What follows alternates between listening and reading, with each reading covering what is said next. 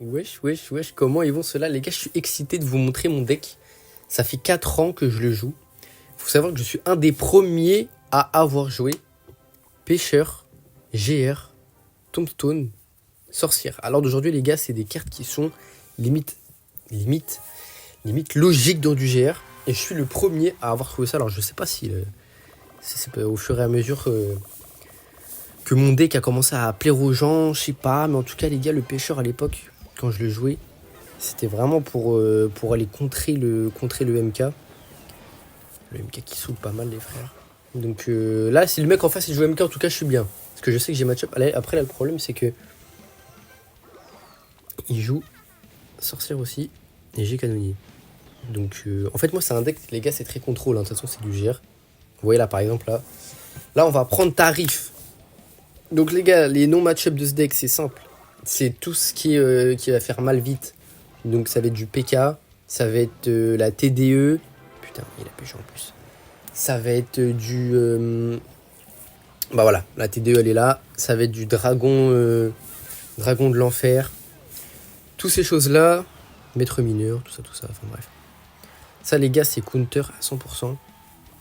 Les bons match-up, c'est souvent, du coup, c'est pas Lockbait, mais Arkix. Les gars, Arkix, en fait, c'est free win. Les decks un peu cancéreux, vous voyez, genre bûcheron ballon, MK, ça, les gars, j'ai le match-up parce que c'est tellement contrôle que le mec passe jamais. Il a plus d'Elex, il peut plus défendre, tu mets GR, c'est fini.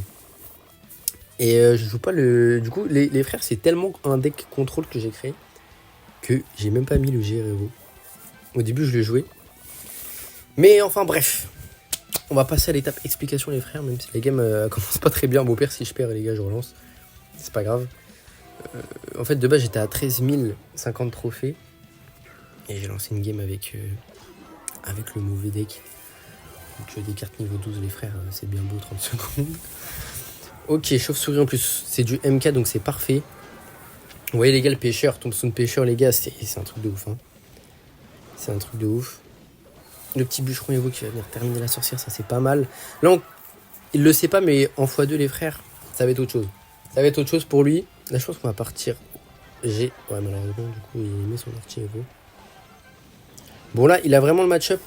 J'espère qu'il a pas. J'espère qu'il a pas la Valky Evo. Limite, je préfère qu'il ait le MK. Hein.